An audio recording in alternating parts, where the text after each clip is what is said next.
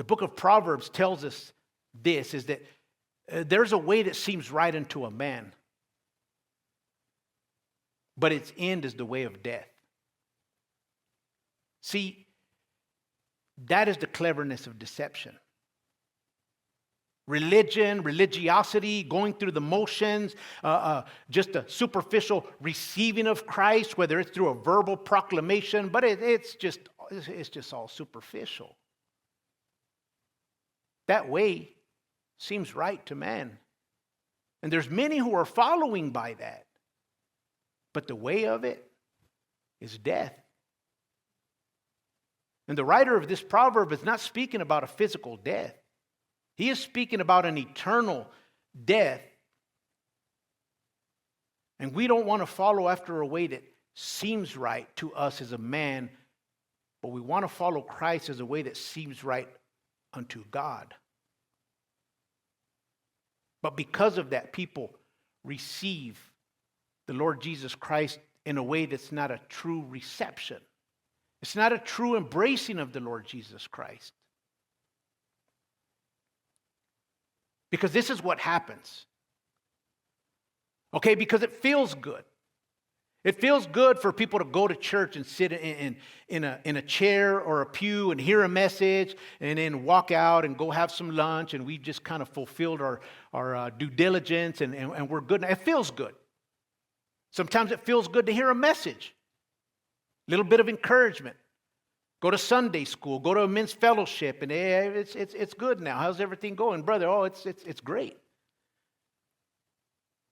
I'm blessed and highly favored. Oh, while the statement can be true, there's way more to it. But in that deceptive way of superficially receiving Christ, the Apostle Paul writes to Timothy and says, the time will come, and as a matter of fact, we could say the time is here, when they will not endure sound doctrine. But as a matter of fact, according to their own desires, what are they going to do? Because they have itching ears, they're going to heap up for themselves teachers.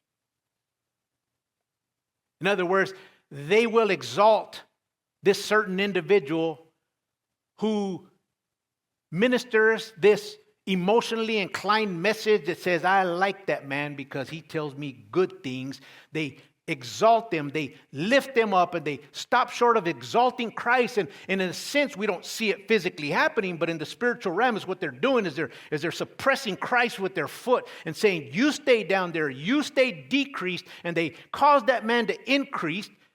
And many times they turn into what we know as mega churches, seeker-friendly churches, accepting of all kinds of things. Come on in because we just love all. And as believers, we do love, but we don't accept many things that are contrary to the gospel. And this is where we draw the line and we say we are going to stand our ground.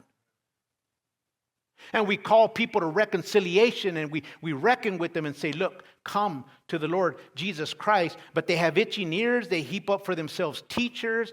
And then what do? They're going to turn their ears away from the truth and turn them aside to fables. Something that's not the truth. So what is something that's not the truth? It is a lie. And this goes back to Proverbs 14. There's a way that seems right unto a man, but the end of it, it leads to death.